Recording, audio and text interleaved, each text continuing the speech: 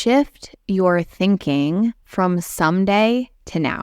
From someday to now. I talk to so many women that have goals around wealth and net worth, and the way that they talk about them is in future tense. And the problem with that is that our mind doesn't really understand future tense. And it doesn't understand if that means future tomorrow or future in 100 years.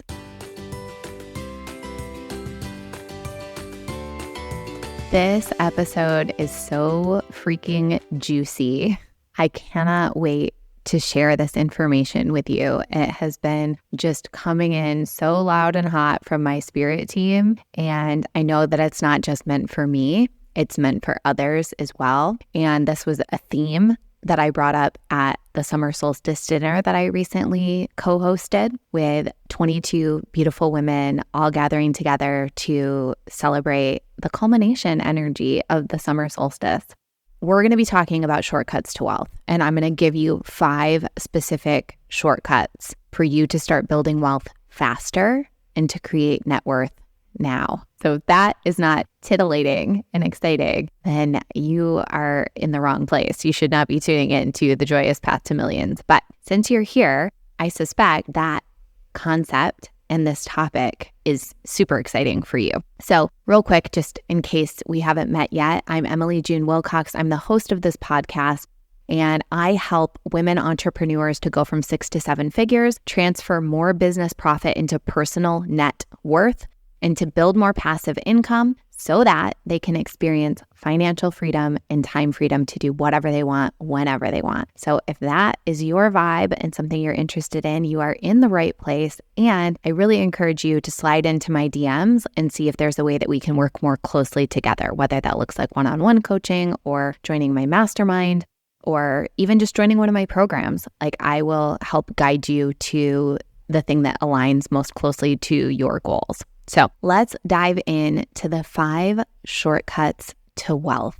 Number 1, shift your thinking from someday to now. From someday to now. I talk to so many women that have goals around wealth and net worth, and the way that they talk about them is in future tense. And the problem with that is that our mind doesn't really understand future tense. And it doesn't understand if that means future tomorrow or future in 100 years. So mind really understands now. And when we shift to now, it's very powerful. Now, this isn't just a mindset thing. I want to talk to you about how this happens practically and how you can shift it. So for many entrepreneurs that I talk to, they will say things like, first, I need my business to hit $50,000 months consistently. Then once that happens, I'll be able to take more of the profit. Once I take more of the profit, I need to pay off a little bit of personal debt. Once I pay off the personal debt, then I can start investing. Now, the specifics may not be exactly your specifics, but what I want you to notice from that conversation is how many steps and hoops they put between themselves now and when they can start investing and start prioritizing wealth creation. So they've distanced themselves from wealth because they've created a path where they have to do step A and step B and step C first. And because they believe that's the only way, mind isn't looking for creative shortcuts. Mind isn't looking for faster and easier alternatives. And all the belief starts to stack up and align just with this one way. And so in essence, that way does become the path of least resistance for that individual. But it's not because it is the path of least resistance. Because they believe it's the only way, then it becomes the only way, and therefore the quote unquote easiest way. I hope that makes sense because that's really important. So when you look around at other people who are having an easier time with building wealth and they're doing it faster and they're doing it more effortlessly, that's your evidence that there are other ways that it can be done and that there are paths of least resistance. But in your own life, money will flow to you in the place where you resist it the least. And typically you will resist it least in the place where you have the most belief that it will come. So through your job or through your spouse's income or through hard work. Like usually those are the places where we have a lot of belief, like, oh, I worked really hard for it. Yes, I should get compensated. But we have less belief around the more easy and effortless and the more magical and aligned it starts to feel, the more we have doubts or resistance. But who would send me that money? Who would hire me to do this? I don't know. Would they really pay that? And then because we have all of those doubts, that in essence is the resistance and thus makes it harder. So we want to shift from someday to now, and we want to examine what are all of the hoops and steps that we've been putting in place between ourselves and wealth, and do those actually need to be there? Or is there a way to go from where we're at now right to where we want to be without having to jump through 3 hoops first? And as soon as you ask yourself that question, then all of a sudden, mind is open to more possibilities, creativity gets on board, and you'll start to discover what those shortcuts look like in your own life. So that's shortcut number 1. Number 2, prioritize it. Make your investment money the first money that comes out of your account, the money that comes out of your account on autopilot. So there's no decision as to whether you're going to do it or not.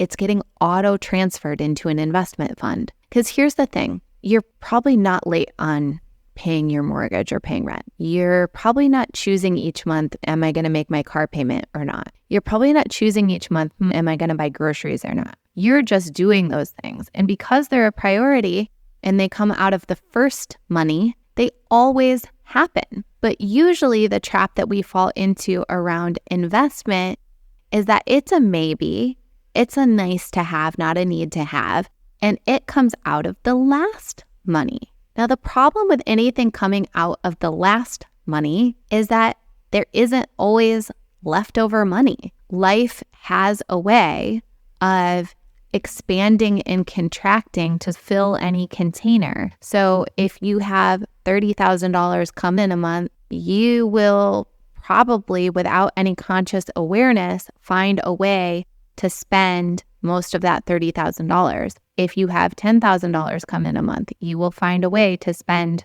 most of that $10,000. And so there's a whole lot of psychology around that. And actually in my Wake Up to Wealth challenge, which I highly recommend, there's an exercise where we go into this and we talk about your money thermostat and how to reset it. And the Wake Up to Wealth challenge is only $22. And I text you every day for 11 days with specific practices and shifts that train your brain for wealth. So I actually highly recommend it as a companion to this conversation that we're having. We'll make sure that it's linked up in the show notes. Okay, so because of our money thermostat having this sort of natural setting, it's like usually our bank account hangs out at around the same balance, regardless of how much or how little has come into it.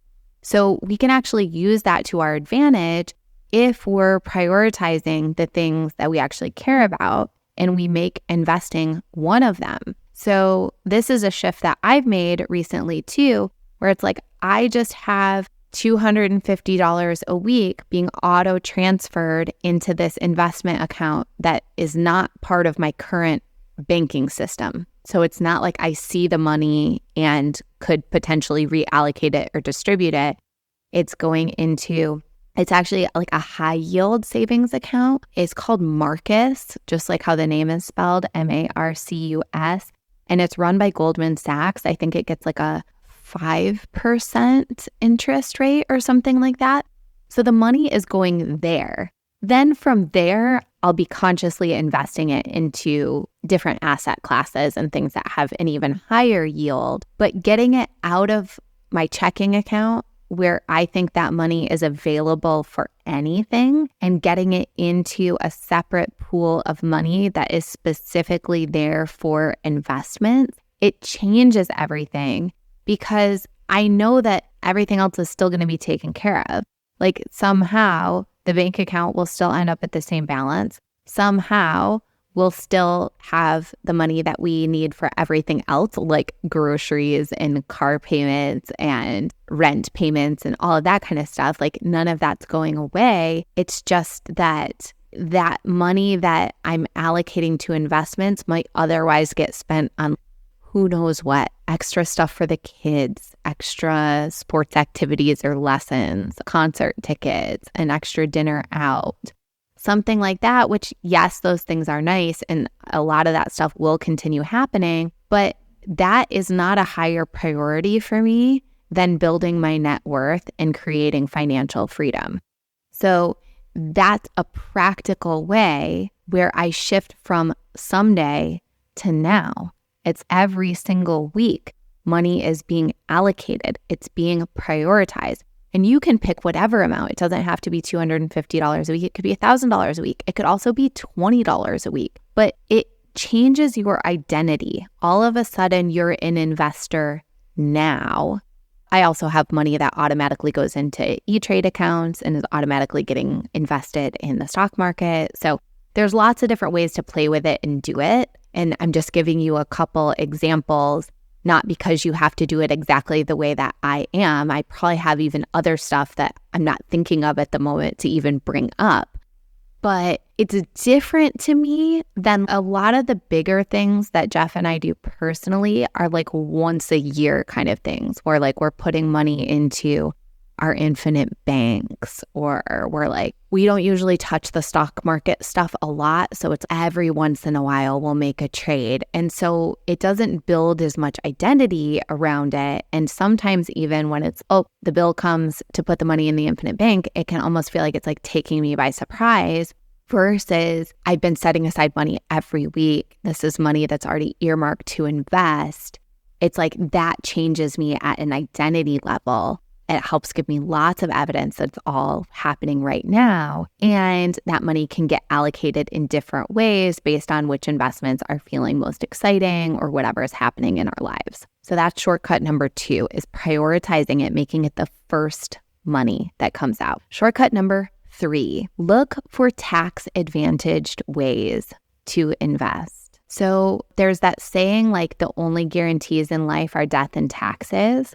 So if it's already a given that money is going to go to taxes every year, there are tax-advantaged ways to invest where it's like a dollar for dollar difference. So that was $5,000 I was going to have to pay to the government, but instead I put it over here in this investment, and now I don't have to pay that $5,000 to the government. So you're not again, having to wait for something to change with your income. You're not needing more income. You don't need your business to hit a certain level.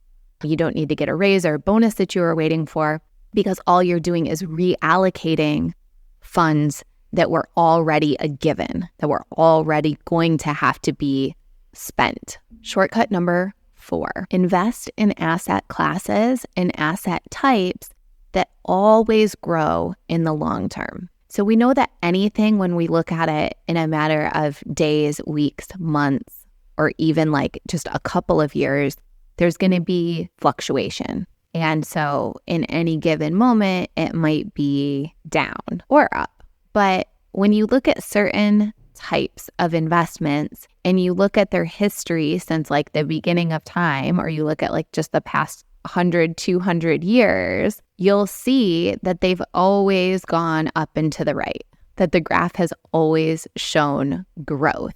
And so invest in those places, knowing that in the long term, you're gonna get some good growth. And then you don't have to worry about these like minor little blips and fluctuations that are normal and that happen. So even within asset classes, there's some examination that needs to be done. So like you take real estate for an example. Real estate always has grown.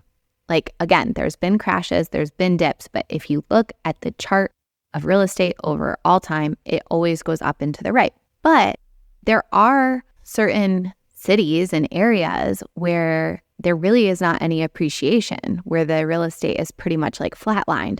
So I would not be super interested in buying and holding property in those areas, because even if I'm getting some cash flow from rent, I'm not getting that growth over time. So I'm more interested in investing in areas that have shown a track record of housing prices going up. And there's every indication that's going to continue to happen over time because appreciation is then working with me and inflation is even working with me. And the longer I hold that asset, the more valuable it's going to become. So that's shortcut number 4. And shortcut number 5 is a question you can ask yourself that is such a game changer. And it's actually a good reminder for me and for Jeff and I, because we were doing this pretty consciously for a while, and then I haven't thought about this for a minute. So the question is this: is it good for me now and later? And let me add on to that, because there's the question of, is it good for me now and later? And then there's the question of, will I be proud of this purchase in a year? And that one has been so helpful in our household, because there's a lot of things that we spend on where if we're being honest, in a year, we're probably not even going to remember it or know that we did it. And those are the ones where having that extra little check-in is helpful because it identifies money that perhaps could just get reallocated to things that are building our net worth now and that are creating long-term wealth and financial freedom. So is it good for me now and later, or is it only good for me now? And later I'm going to forget that I even did it. Is this a purchase I'm going to be proud of in a year? Or am I going to regret it in a year? Or not even remember I did it in a year? And those are the things where it's, hang on, how about we take that same money and we invest it? Because then we're going to be really happy later. And now it doesn't really change much in terms of our quality of living. Yeah, maybe it's some little thing that we're saying no to that we would have said yes to. But later, there's a really big payoff. And how fun is that going to feel? So it's not about restriction. It's more about just bringing conscious awareness to the inflow and outflow of money. And particularly when you're getting ready to spend, just checking in and making sure that it's a conscious choice. And if it feels really exciting, then absolutely spend. Again, you don't have to do this in the way of like discipline and restriction and scarcity. But when you just bring consciousness to where you're spending, you might find, well, actually, this is just good for me now. It's probably not a good for me later thing. I probably wouldn't be proud of this in a year. And so now that I'm realizing that, I'm going to make a different decision and I'm going to prioritize more wealth now. And that is such a shortcut and it has a major compounding effect. So if you start doing that a couple times a week, 2 times a week means 8 purchases a month where you've reallocated from a now purchase to something that builds wealth. Multiply that by 52 weeks in a year, multiply that by a couple of years, your life is going to look completely different because all of that is paying off and the compound effect of your investments growing and your money making money for you. Holy smokes, your life can be completely different in such exciting ways. So that right there are 5 ways to shortcut your wealth, or 5 shortcuts to wealth, I should say. Ways that get you there faster. And that's like my gift as a manifesting generator in human design is I'm always looking for shortcuts. I'm always looking for efficiencies, and not in the way of like cutting corners, but just being curious. Does it have to take this long or could it happen faster? And so my mind notices anything that feels like a slowdown or anything that feels like an inefficiency. And it's my absolute joy to share those so that it's not just me benefiting, but that I get to be on mission, and my mission of helping tens of thousands of women to become financially free, to heal their money wounds, to step into big wealth, and to be on the joyous path to millions is like we get to do that together. And so anytime this stuff is coming through, I know that it's not just for me. I know that it's being shared with me so that I can apply it in my own life and I can be my own best testimonial, and also that I can share it with you and that you can have massive impact and transformation and you can inspire the women that are in your life as well. And then we have this insane ripple effect where we're now reaching millions of women and helping them become financially free. So thank you for being part of this mission. Thank you for tuning in today, and I will talk to you soon. Thank you so much for listening to today's show. Changing the way that we think, feel, and talk about money is up-leveling the planet. I truly believe that. The ripple effect starts with you tuning in, and it spreads when you share this show on Instagram and Facebook. You can tag me at mmakesmoney. And you know what moves the needle the most?